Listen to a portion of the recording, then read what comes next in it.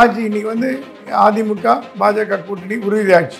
ஒரு நோக்கத்தோட தமிழ்நாட்டுக்கு அமித்ஷா வந்திருக்காரு. அந்த நோக்கம் என்னன்னா, எப்படியாவது கூட்டணியை அனௌன்ஸ் பண்ணிட்டு போகணும். ஏன்னா அப்பதான் தொண்டர்கள் வேலை செய்வாங்க. அந்த அனௌன்ஸ் பண்றதுக்கு கூட்டணிக்கோசரம் அண்ணாமலை காவ் வாங்கிட்டாங்க. அண்ணாமலை பலியாடாக்க மாட்டார். நயனார் நாகேந்திரனை கொண்டு வந்ததுக்கு காரணமே அதிமுக கூட்டணியோட நல்ல ஒரு அண்டர்ஸ்டாண்டிங்ல வேணும் அப்படிங்கிற நோக்கத்தை கொண்டாந்துருக்காங்க. எடப்பாடிக்கு என்ன கம்பல்ஷன்னா, இந்த கூட்டணியை அவர் அனௌன்ஸ் பண்ணுறதுக்கு அவர் விருப்பம் இல்லை. நீங்கள் முழு மனதோட எடப்பாடி கூட்டணிக்கு சம்மதிச்சாரான்னு கேட்டிங்கன்னா நான் இல்லைன்னு தான் சொல்லுவேன். எடப்பாடி கேட்டதெல்லாம் ஒன்று தான். சீட்டை பற்றி அப்புறம் பேசிக்கலாம், அது முக்கியம் இல்லை. ஆனால் தமிழ்நாட்டில் கூட்டணிக்கு என் தலைமையில் தான் இருக்கணும். ரெண்டாவது, தேர்தலில் ஜெயிச்சா நான் தான் முதலமைச்சராக வரணும். இந்த 2 வாக்குறுதியை அமித்ஷாட்ட கேட்டான். அமித்ஷா சொன்னார் நோ அப்படின்னு சொன்னதுக்கு அப்புறம் தான் எடப்பாடி இறங்கி பிரஸ் கான்ஃபரன்ஸுக்கு வந்து உட்கார்ந்தார். இப்போ எடப்பாடி வந்து கொடுக்குற இடத்துல இருக்கார். கண்டிப்பா அமித்ஷா கேட்டு இல்லைன்னு சொல்ல முடியாது. ஒப்பீனியன் கொடுக்கறதுல குருமூர்த்திக்கு நிகர் குருமூர்த்தி தான் அப்படின்னு மத்திய பாஜகவும் எஸ்பெஷலி மோடி அமித்ஷா நம்புறதுனால தான் அமித்ஷா அங்கேருந்து ஃப்ளை பண்ணி வந்து தனி விமானத்தில் வந்து குருமூர்த்தியை பார்த்து பேசினார். பொன்முடி பேசினதுக்கு ஸ்டாலின் ஆதரவு தரமாட்டார்னு நான் நம்புறேன். ஏன்னா கனிமொழி எதிர்த்து தெரிவித்தாங்க. பொன்முடி பேசினது அயோக்கியத்தனம், ரவுடித்தனம். இது ஒரு அமைச்சராக இருந்து அவர் பேசியிருந்து அவருக்கு என்ன தண்டனை கொடுத்துருக்கணும், அவர் கட்சியை விட்டு நீக்கி இருக்கணும். ஹார்ட் அட்டாக் வந்து அமிர்தாஞ்சன் தடவை மாதிரி தான் அவர் கட்சி பதவி விட்டு நீக்குது. அவர் வீட்டு பெண்களை இந்த மாதிரி யாராவது பேசினா அவர் எப்படி எடுத்துப்பார்? நேஷனல் கமிஷன் ஆஃப் விமன் அவர் மேல ஆக்ஷன் எடுக்கணும். ஆனா அவர் அந்த மாதிரி பேசுறார். அவர் பெண்களுக்கு ஓசி டிக்கெட். பெண்ணை மதிக்காத ஒரு அரசியல்வாதி பொன்முடி, பெண்களை மதிக்காத ஒரு கட்சி திமுக. அவங்க எங்கே திராவிட நாடுன்னு கேட்டாங்க. உங்க பாவாடை அவுத்து பாருங்க உள்ள இருக்குன்னு சொன்ன கட்சி தான் திராவிட முன்னேற்ற கழகம். இனி இதான் என்ன கேட்பேன், தமிழ்நாடு பிராமணர் சங்கங்கள் தூங்கி வழிதா?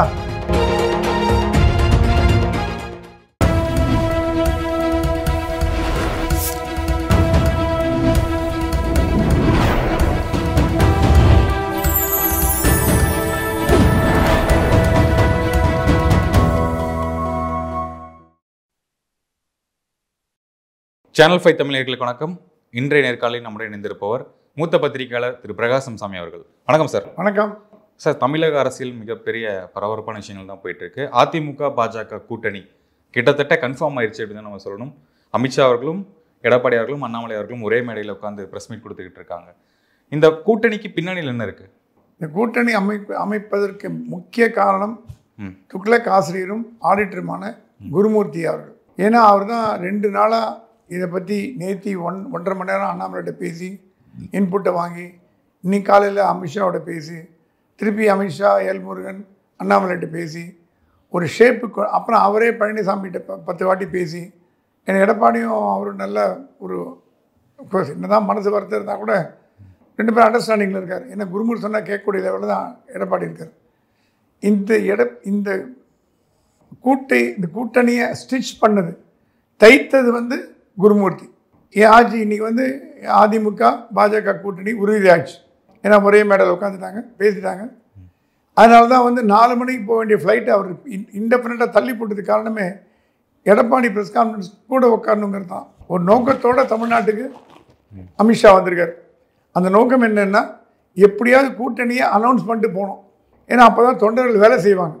அந்த அனௌன்ஸ் பண்ணுறதுக்கு கூட்டணிக்கோசரம் அண்ணாமலை காவ் வாங்கிட்டாங்க. அண்ணாமலை பலியாடாக்க மாட்டார். அண்ணாமலையும் வேண்டாம், எனக்கு தலைவர் பதவி வேண்டான்ட்டார். நயனார் நாகேந்திரன் ஒரு காலத்தில் பழைய ஏடிஎம்கே தான் அவர். ஸோ ஏடிஎம்கே தலைவரெலாம் மச்சான் மாமா பேசுகிற லெவலில் இருப்பார். ஸோ ஈஸியாக போயிடும். நயனார் நாகேந்திரனை கொண்டு வந்ததுக்கு காரணமே அதிமுக கூட்டணியோட நல்ல ஒரு அண்டர்ஸ்டாண்டிங்கில் வேணும் அப்படிங்கிற நோக்கத்தை கொண்டாந்துருக்காங்க. இப்போ கூட்டணி அண்ணாமலை கேட்டானா எவ்வளோ சீட்டு போட்டி போடலான்னு. அப்போ வந்து குருமூர்த்தி சொன்னார் 50-60 சீட்டு கேட்டு பார்க்கலாம், எவ்வளோ கொடுக்குறாங்கன்னு பார்ப்போம் அப்படின்னு. எடப்பாடிக்கு என்ன கம்பல்ஷன்னா, இந்த கூட்டணியை அவர் அனௌன்ஸ் பண்ணுறதுக்கு அவர் விருப்பம் இல்லை. இன்னும் 6 மாதம் தள்ளி போடலாம் தான் வெயிட் பண்ணார். ஆனால் அவருக்கு ஏகப்பட்ட நெருக்கடிகள் காத்துட்ருக்கு. சம்பந்தி வடிவில், பையன் வடிவில், செங்கோட்டையன் வடிவில், மற்றவங்க வடிவில். செங்கோட்டை கட்சி விட்டு போயிட்டாங்கன்னா கட்சிக்கு திருப்பி கட்டுப்பேராடும். எவ்வளோ பேருக்கு ஒரு பக்கம் பார்த்தீங்கன்னா தங்கமணி வேலுமணி கட்சி விட்டு போகிறேன்றாங்க. இதெல்லாம் அவாய்ட் பண்ணுறதுக்கு நீங்கள் முழு மனதோட எடப்பாடி கூட்டணிக்கு சம்மதிச்சாரான்னு கேட்டிங்கன்னா நான் இல்லைன்னு தான் சொல்லுவேன். அரை மனதோடு ஒத்துட்டு இருக்கார். ஆனால் கூட்டணி நல்லபடியாக முடிஞ்சாச்சு. அமித்ஷாவும் நைட்டு கிளம்பி போய் டெல்லிக்கு போயிடுறாரு. ஸோ அதிமுக கூட்டணி, அதிமுக பாஜக கூட்டணி என்பது உறுதி செய்யப்பட்ட ஒன்று இன்று அப்படின்னு எடுத்துக்கலாம். ஓகே, இப்போ நீங்கள் சொன்ன மாதிரி அண்ணாமலை அவர்கள் வந்து ஒரு பலியாடாக ஆக்கிட்டாங்க அப்படிங்கிற விஷயம் தான். அவருக்கு பதிலாக இப்போ நயனா நாகேந்திரன் வந்து தலைவர் பதவியில் வரப்போகிறான்னு தகவல் வந்திருக்கு. அந்த தலைவர் பதவிக்கு யாருமே போட்டி இடலை, எல்லாருமே வந்து அவருக்கே வந்துடட்டும் அப்படிங்கிற மாதிரி ஆதரவு தராங்க. சரி, பாஜகவோட நடைமுறை என்னன்னா உட்கட்சியில் தேர்தலே நடக்காது எப்பவுமே. இதுக்கு முன்னாடி தமிழிசையோ பொன் ராதாகிருஷ்ணனோ முருகனோ தேர்தலில் போட்டி போட்டால் ஜெயிச்சாங்க. சரி, அண்ணாமலையே வச்சுக்கோங்க, நாமினேஷன் தாங்க. தேர்தல் என்பது ஒரு சடங்கு, சம்பிரதாயம். பாஜக பொறுத்த வரைக்கும் 2 பேர் போட்டிட்டு ஓட்டை வாங்கி கிடையாது. நீங்கள் ஒரு கேள்வி கேட்கலாம், சார் என்ன சார் ஒரு 4 பேர் போட்டி போட்டிருந்தா என்ன சார் நடந்திருக்கலாம் அப்படின்னு கேட்கலாம். போட்டிருந்தா மீதி 3 பேர்ட்டையும் பேசி விலக வச்சுருப்பாங்க, நீங்கள் வித்ட்ரா பண்ணிக்கங்கன்னு சொல்லியிருப்பாங்க. ஆனால் அந்த லெவலுக்கு யாரும் கட்சியில், ஏன்னா கட்சி தலைமை அண்ணாமலைக்கு அடுத்தது நயனா நாகேந்திரன் தான் சொன்னதுக்கப்புறம் வானதியோ H ராஜாவோ சக்கரவர்த்தியோ பொன்னாரோ எப்படி போட்டி போடுவாங்க? அவங்களுக்கு தெரிஞ்சு போச்சு நயினார் தான் அடுத்த தலைவர், டெல்லி இண்டிகேட் பண்ணிடுச்சு. ஸோ ஆட்டோமேட்டிக்காக நயினாரை இவங்கெல்லாம் சேர்ந்து ப்ரப்போஸ் பண்ணி கையெழுத்து போட்டு அவரை தலைவராக்குவாங்களே தவிர எதிர்த்து போட்டியிட போனாங்க. பாஜக பொறுத்த வரைக்கும் எந்த பெரிய லெவல் இப்போ செயலாளர், துணை செயலாளர், பொதுச் செயலாளர் எதுக்குமே தேர்தல் கிடையாது. உட்கட்சி தேர்தல் என்பது பாஜகவில் இல்லாத ஒன்று. ஓகே, இப்போ அமித்ஷா அவர்கள் என்ன சொன்னார்னா அதிமுக வந்து எந்த டிமாண்டுமே வைக்காம வந்தாங்க அப்படின்னு சொல்லியிருக்காங்க. கூட்டணிக்கு வந்து எந்த டிமாண்டுமே வைக்காம ஓகே சொல்லியிருக்காங்க சொன்னார். அது வந்து உண்மையா? எடப்பாடி கேட்டதெல்லாம் ஒன்று தான். சீட்டை பற்றி அப்புறம் பேசிக்கலாம், அது முக்கியம் இல்லை. ஆனால் தமிழ்நாட்டில் கூட்டணிக்கு என் தலைமையில் தான் இருக்கணும். 2வது, தேர்தலில் ஜெயிச்சா நான் தான் முதலமைச்சராக வரணும், கூட்டணி அரசாங்கம் கிடையாது. இந்த 2 வாக்குறுதியை அமித்ஷாட்ட கேட்டாராம். அமித்ஷா சொன்னார், no, we already decided, yes go ahead, we are not going to object it. ஏன்னா நீங்கள் தான் பெரிய கட்சி பாஜகவோட தமிழ்நாட்டில், உங்கள் தலைமையில் போகிறதா நல்லாயிருக்கும், உங்கள் தலைமையிலே போகலாம். 2வது, நீங்கள் தான் முதலமைச்சர், என்றைக்கு நாங்கள் சொல்லிட்டோம், எங்களுக்கு ஒன்றும் அப்ஜெக்ஷன் கிடையாது. ஏன்னா நீங்கள் தான் அதிகமான சீட்டில் போட்டி போடுறாங்கன்னா முதலமைச்சராக இருக்க முடியும். மினிஸ்ட்ரி ஃபார்மேஷனை பற்றி அப்புறம் பேசிக்கலாம். ஆனால் நீங்கள் கேட்ட 2 கேள்விக்குமே நாங்கள் ஓகே பண்ணிட்டோம் அப்படின்னு சொன்னதுக்கப்புறம் தான் எடப்பாடி இறங்கி ப்ரெஸ் கான்ஃபரன்ஸுக்கு வந்து உட்கார்ந்தார். அது வரைக்கும் அவர் வரதாவே இல்லை, போகிறதாவும் இல்லை. அவர் கொஞ்சம் இரட்டை மனநிலையில் இருந்ததாக கேள்விப்படுறோம். ஓகே, இப்போ ஒரு 40-50 தொகுதிகள் கேளுங்க அப்படிங்கிற மாதிரி சொல்லியிருக்கான்னு சொன்னீங்க. அதற்கு இவங்க சம்மதிப்பாங்களா? இவங்க பேரம் பேசி அடித்து குறைச்சி கொண்டு வந்துருவாங்கல்ல? இவங்க ஒரு காலத்தில் 5 சீட்டு கொடுத்தாங்க எம்பி தேர்தலில், 10 சீட்டு கொடுத்தாங்க எம்எல்ஏ தேர்தலில். அப்போல்லாம் தமிழ்நாட்டில் பாஜக வளரல. இப்போ 18% போன தேர்தலையே, இப்போ 25 கூட வந்திருக்க முடியும். ஏன்னா வளர்ந்துட்டே வருது, தினம் வளர்ந்துட்டு வருது. ஸோ அந்த ஆர்குமெண்ட்டை வச்சு இவங்க கேட்கறதுல தப்பு இல்லை. ஏன்னா இவங்களும் ஒரு பொறுப்பான எதிர்கட்சியாக செயல்படணுன்னா 4 எம்எல்ஏ 5 எம்எல்ஏ வச்சுருக்க முடியாது, ஒரு கணிசமான எம்எல்ஏ இருந்தால் தான் முடியும். இப்போது எடப்பாடி வந்து கொடுக்குற இடத்துல இருக்கார். கண்டிப்பாக அமித்ஷா கேட்டு இல்லைன்னு சொல்ல முடியாது. ஸோ மேபி ஒன்றா ஒரு 5 சீட்டு முன்னாடி பின்னாடி பேசிக்கலாம். இல்லை என்ன பண்ணலாம், ஒரு 80 சீட்டை கொடுத்து நீங்கள் வந்து பாமக, அப்புறம் வந்து டாக்டர் பாரிவேந்தர், ஏசி சண்முகம், ராமதாஸ் ஐயா, இப்போ ராமதாஸ் அன்புமணியான ஒரு பிரச்சனை போடுது, அது வேறு விஷயம். ஸோ இவங்களுக்கெல்லாம் பிரித்து கொடுங்க அப்படின்னு சொல்லலாம். ஸோ அவங்க சேஃபாக வந்து ஒரு 160-170 சீட்டு அவங்க போட்டி போடுறதுக்கு வாய்ப்பு உண்டு. ஸோ இந்த நம்பரெல்லாம் இனிமேல் தான் பேசப்படும். முதல்ல கூட்டணி அதிமுகவோட இருக்கா இல்லையான்னு இத்தனை நாளாக கேள்வி இருந்து இன்றைக்கி அந்த கேள்விக்கு விடை கிடச்சிச்சு, கூட்டணி இருக்குன்னு. மீதி detail can be work out later அப்படிங்கிறது அவங்களோட எண்ணம். ஓகே, அமித்ஷா அவர்கள் ஒரு தேசிய தலைவர். அவர் வந்து டெல்லியிலேருந்து சென்னைக்கு வராரு. வந்து ஒரு மயிலாப்பூரில் இருக்கக்கூடிய ஆடிட்டர் குருமூர்த்தி அவர்கள் வீட்டுக்கு, துக்ளக் ஆசிரியர் அவர் வீட்டுக்கு வந்து போய் ஒரு ஆலோசனை கேட்குறாங்க. நேற்று அண்ணாமலை அவர்கள் போய் ஆலோசனை கேட்குறாங்க. அப்படிங்கும்போது அவருக்கு வந்து அவ்வளோ பவர் இருக்கா? அவருடைய இன்ஃப்ளூயன்ஸ் வந்து இங்கே யூஸ் ஆகுதா? சரி, குருமூர்த்தி வந்து ஆர்எஸ்எஸ் பிஜேபியோட ஐடியலாக்னா ஒரு அறிவாளி, ஒரு அறிவுரை கூடக்கூடிய இடத்துல இருக்கார். பிரதமரை வந்து குருமூர்த்திக்கு ஒரு 20-25 வருஷமாக தெரியும். ஏன்னா அவரும் ஆர்எஸ்எஸ், குருமூர்த்தி என்பவர் ஆர்எஸ்எஸ் வளர்ப்பு, ஆனால் ஆர்எஸ்எஸ் முழு நேரம் ஈடுபடல. அவர் ஆடிட்டர் துறையிலுக்கு வந்துட்டார், ஃபேமிலி ஆர்எஸ்ல இருந்தால் கல்யாணம் பண்ணிக்கூடாது. குருமூர்த்தி மேரேஜ் பண்ணி பேரம்பேத்திலாம் எடுத்துட்டாரு. ஆனால் குருமூர்த்தி பேச்சை ஏன் நம்புகிறாங்கன்னா, குருமூர்த்தி ஒரு டிஸ்பேஷனேட்டாக ஒரு கரெக்டாக ஒரு விஷயத்தை எடுத்து கூறக்கூடிய அளவுக்கு அவருக்கு அறிவு, நாலேஜ், இது அறிவாளி, பெரிய அறிவாளி, வெரி நாலேஜபிள் மேன். அமித்ஷாவும் மோடியும் ஏன் அவர் நம்புகிறாங்கன்னா, அவரால் ஒரு விஷயத்தை தீர்க்கமாக ஆராய்ந்து முடிவு சொல்ல முடியும். சரிங்க, ஜெயபிரகாஷ் நாராயண் காலத்துலேருந்து அரசியலில் இருக்கார். எமர்ஜென்சி போது அவர் கைது பண்ணி ஜெயிலில் போட்டாங்க. மொராஜியோட நெருக்கமாக இருந்தார். அவருடைய அரசியல் பலம் என்பது பத்திரிகையாளராக தான் இருந்தார். அவர் முதல்ல ஆடிட்டர் கம் பத்திரிகையாளர். இந்தியன் எக்ஸ்பிரஸில் ரிலையன்ஸை வந்து கிழின்னு கிழிச்சார். உயிருக்கு ஆபத்தெல்லாம் வந்தது. அதையும் தாண்டி ரொம்ப தைரியமான மனிதர் அவர். எனக்கு 30-40 வருடமாக தெரியும்.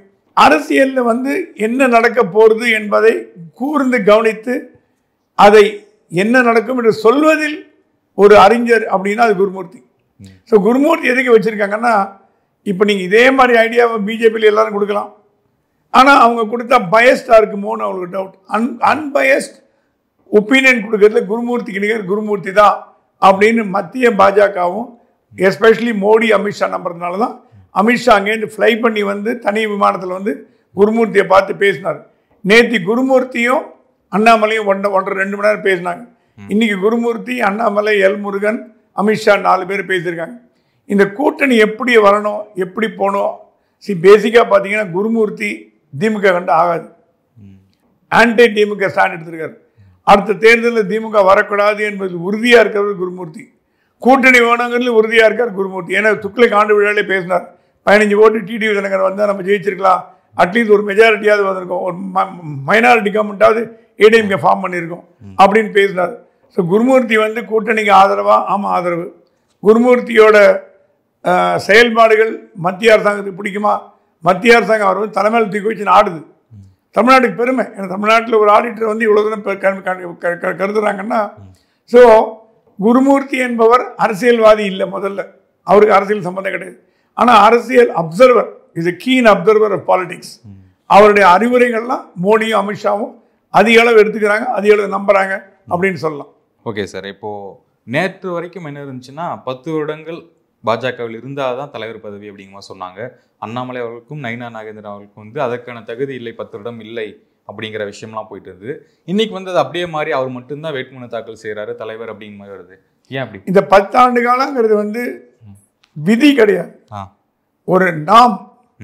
இவங்க டெல்லியில் கூப்பிட்டு பேசிட்டாங்க. பிஎல் இந்த நாம எடுக்க வேண்டிய நாம ரிலாக்ஸ் பண்ணக்கூடிய ஒரு தகுதி யாருக்கு இருக்குன்னா, தேசிய அமைப்பு செயலாளரான பிஎல் சந்தோஷ் தான் இருக்கு. தமிழ்நாட்டு தேர்தல் அதிகாரி சக்கரவர்த்தி, தமிழ்நாட்டு பாரதிய ஜனதா கட்சியோட தலைவரோட தேர்தல் அதிகாரி சக்கரவர்த்தி, அவர் வந்து சந்தோஷத்தை பேசினாராம். ஏங்க 10 வருஷம் போட்டிருக்கீங்க, யாரும் போட்டி போட முடியாது போல இருக்கு, திருப்பி பழைய ஆளுங்க தான் போட்டி போடுவாங்க, அப்போ என்னன்னு சந்தோஷம். ஆல்ரைட் அப்படின்னா அந்த கிளாஸை நீக்கிடுங்க. ஸோ அந்த டெல்லியோட உத்தரவை வாங்கி தான் அந்த கிளாஸை நீக்கி தான் இவரை வந்து நயினா நாகேந்திரனை அப்ளிகேஷன் போட வச்சாங்க. ஸோ இந்த கிளாஸ் நீக்கிறதுனால அவருக்கு எந்த விதமான தடையும் இல்லாமல் போச்சு. அப்ளிகேஷன் போட்டார். அவர் ஒரு அப்ளிகேஷன் தான் நாளைக்கு அனௌன்ஸ் பண்ணுறதா ஜெயிச்சிருப்பார். ஓகே, இன்னைக்கு பொன்முடி அவர்கள் வந்து அவருடைய கட்சியிலேருந்து பதவியிலேருந்து தூக்கியிருக்காங்க, பெண்களை பற்றி சர்ச்சையாக பேசினேன் அப்படிங்கிறதுக்காக. இந்த பாஜக தலைவர் விஷயம் வந்துகிட்டு இருக்கு, அதை மடைமாற்றுறதுக்காக திமுக இந்த வேலையை பண்ணுச்சு அப்படிங்கிற விமர்சனம் வந்துகிட்டு இருக்கு. எதற்காக இந்த விஷயம்? பொன்முடி பேசினதுக்கு ஸ்டாலின் ஆதரவு தரமாட்டார்னு நான் நம்புறேன். ஏன்னா கனிமொழியை எதிர்த்து தெரிவித்தாங்க. பொன்முடி பேசினது அயோக்கியத்தனம், ரவுடித்தனம். இது ஒரு அமைச்சராக இருந்து அவர் பேசியிருந்து அவருக்கு என்ன தண்டனை கொடுத்துருக்கணும்? அவர் கட்சியை விட்டு நீக்கியிருக்கணும், அமைச்சர் பதவி விட்டு நீக்கியிருக்கணும். கட்சி பதவி துணை பொதுச் செயலாளர் நீக்கிட்டு திருச்சி சிவா போட்டது வந்து அவர் சும்மா ஒரு ஹார்ட் அட்டாக் வந்து அமிர்தாஞ்சன் தடவுற மாதிரி, ஹார்ட் அட்டாக் வந்து அமிர்தாஞ்சன் தடவுற மாதிரி தான் அவர் கட்சி பதவி விட்டு நிற்குது. அவர் வீட்டு பெண்களை இந்த மாதிரி யாராவது பேசினா அவர் எப்படி எடுத்துப்பார்? ஆனால் பிராமணர்கள், இந்துக்கள் வெக்கம் மானம் கெட்டவர்கள். ட்ரிப்ளிகேன்லேயும் நங்கநல்லூர்லேயும் அப்புறம் வந்து சைவ வைஷ்ணவர்கள் மயிலாப்பூர்லேயும் பூண்டலை கையில் பிடிச்சின்னு ஒரே சூரனுக்கு போடக்கூடிய ஆட்கள் தான் தமிழ்நாட்டில் பிராமணர்கள். அவங்க பிராமண சங்கங்கள்லாம் அரசியல் ஒன்றும் பண்ணாது, எல்லாம் வந்து ஜால்ரா அடிக்கும். அதனாலும் இது சைவ வைஷ்ணவத்தை கேவலப்படுத்தும். எனக்கு கேட்டால் உண்மையாக பார்த்தீங்கன்னா நேஷனல் கமிஷன் ஆஃப் விமன் அவர் மேலே ஆக்ஷன் எடுக்கணும், ஹியூமன் ரைட்ஸ் கமிஷன் ஆக்ஷன் எடுக்கணும். தமிழ்நாடு கவர்மெண்ட் அவர் மேலே Tamil Nadu prohibition of women's harassment act, பெண்கள் வன்கொடுமை சட்டத்தில் ஏன்னா ஒரு பெண்ணை கேவலமாக பேசியிருக்கீங்க. அவள் என்ன வேணா விபச்சாரியாக இருக்கட்டும், என்ன வேணா இருக்கட்டும், ஒரு பொண்ணை பற்றி ஒரு இந்த மாதிரி ஒரு ஓப்பனாக மைக்கில் பேசுறது பெண்கள் வன்கொடுமை சட்டத்தில் வரும். அதெல்லாம் பண்ணாமல் ஹார்ட் அட்டாக் வந்து பெயின் பாம் தடவை அமிர்தாஞ்சன் தடவுற மாதிரி அவர் பதவி கொடுத்து தூக்கிட்டு நல்லா. இதற்கும் அண்ணாமலை மேட்டருக்கும் சம்மந்தம் கிடையாது.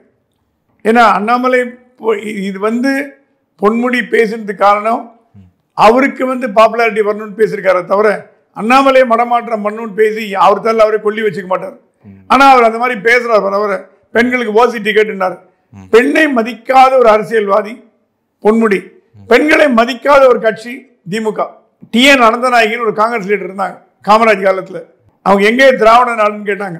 உங்கள் பாவாடை அவுத்து பாடுங்க உள்ளே இருக்குன்னு சொன்ன கட்சி தான் திராவிட முன்னேற்ற கழகம். பெண்கள் மீது எந்த மரியாதையும் கிடையாது. ஆனால் பெண்கள் ஓட்டு வாங்குறதுல முதல்ல நிற்பாங்க. பெண்களும் வெக்கமானம் கட்டு இவங்களுக்கு ஓட்டு போட திருப்பி மாற்றி பணத்தை வாங்கி 500 ரூபா 100 ரூபா வாங்கி திமுக ஓட்டு போடுவாங்க. இந்த தேர்தலில் அதுக்கு முடிவு வரும் நம்ம எதிர்பார்க்கலாம். இந்த மாதிரி செய்கைகளினால் பெண்களின் கோபத்திற்கு ஆளாகிறார்கள். ரெண்டாவது, இந்துக்களின் கோபத்திற்கு ஆளாகிறார்கள். ரோஷமான இந்துன்னா டிஎம்கே ஓட்டு போடக்கூடாது. ஏன்னா உங்கள் சைவம் மதத்தையே வைஷ்ணவ மதத்தையே கேவலப்படுத்துகிறாங்க. இதான் என்ன கேட்பேன், தமிழ்நாடு பிராமணர் சங்கங்கள் தூங்கி வழிதா? இந்து மக்கள் கட்சி என்ன பண்ணுறீங்க? ஏன் இந்த மாதிரி இன்னும் விட்டு வைக்கிறீங்க? அவர் வீட்டு வாசலில் போய் முற்றுகை போராட்டம் நடத்த வேணாமா? அவர் வெளியில் வர வேணாம் பண்ண வேணாமா? ஏன்னா என்ன வேணா பேசிட்டு போகலாம் தமிழ்நாட்டில். இதே வார்த்தையை இஸ்லாமியர்களையும் கிறிஸ்தவர்களையும் பேசியிருந்தாங்கன்னா என்ன கொதி கொதிச்சிருப்பாங்க தமிழ்நாட்டில். புஷ்ன்னு போச்சே. நம்ம 2 சேனல் டிஸ்கஸ் பண்ணுறத தவிர வேறு யாருமே பேசலை. ஏன்னா திமுக அப்படிதான் அவங்களுக்கு தெரியும். இதை விட அதிகமாக பேசினா தான் ஆச்சரியப்படுவாங்க. இதெல்லாம் சகஜமாப்பா அப்படின்னு போகிற லெவலில். ஸ்டாலின் தயவு செய்து இவர் மீது நடவடிக்கை எடுத்தீங்கன்னா கட்சியை விட்டு தூக்கணும். ஏன்னா துரைமுருகன் ஒரு ஸ்டேட்மெண்ட் விட்டார், பயந்து போய் நான் அந்த மாதிரி பேசலிங்க நான். ஏன்னா அவருக்கு வந்து பயம் வந்துடுச்சு, பதவியை பிடிக்கிடுவாங்களான்னு. அவர் ரெடியாக காத்துட்ருக்கார் பொதுச் செயலாளர் பதவியை பிடிக்கிட்டு யாருக்கா கொடுக்கறதுக்கு, பையனுக்கு கொடுக்க காத்துட்ருக்கார். சொல்லி பார்த்தாராம் உதயநிதி தாங்க பொதுச் செயலாளர்னு. துரைமுருகன் சொன்னார், நான் உயிரோடு இருக்க வரைக்கும் நான் இருந்துட்டு போகிறேங்க, தயவுசெய்து கொஞ்சம் விட்டுருங்க, நான் 2-3 நிமிஷம் ரொம்ப நாள் இருக்க மாட்டேன், என் உயிர் போனால் நீங்கள் இந்த தம்பி கொடுங்கன்ட்டாராம். அவர் பிடுங்க போராடுற பயத்தில் மன்னிப்பு கேட்டார். பொன்முடியும் மன்னிப்பு கேட்பார். எங்க இதெல்லாம் மன்னிக்கூட விஷயமாங்க? அவர் என்ன வார்த்தை பேசினார் தெரியுங்களா உங்களுக்கு? கேள்விப்பற்றி வெளியில் சொல்கிறதுக்கு அவமானமாக இருக்குது.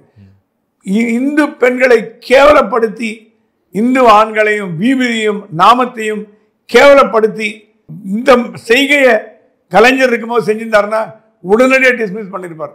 ஆனால் இந்த மேட்ரு வந்து ஸ்டாலின் காதுக்கு போச்சானே எனக்கு தெரியல. இந்த மேட்ரு இந்த மாதிரி பொன்முடி சொன்னது ஸ்டாலின் காதுக்கு முழுசாக போச்சான்னு தெரியல. ஓரளவுக்கு போயிடலாம், பெண்களை தப்பாக பேசினாருங்க அவரை பதவி விட்டு தூக்கலான்னு சொல்லியிருப்பாரு தவிர ஸ்டாலினோட மனைவி துர்கா அம்மையார் இதெல்லாம் இடம் கொடுக்க மாட்டாங்க. ஏன்னா அவங்களே கோயிலுக்கு போகிறாங்க, சிறந்த கடவுள் பக்தி உள்ளவர். திமுகவுக்கு அவப்பெயரை உண்டாக்கும் பொன்முடி போன்றவர்களை கட்சியை விட்டு முதல்ல நீக்கினாதான் திமுகவுக்கு இந்த வாட்டி கொஞ்சமாவது ஓட்டு வரும்னு நான் நம்புறேன். சார், நேர்காணல் மிக்க நன்றி. வணக்கம். நன்றி, தேங்க்யூ.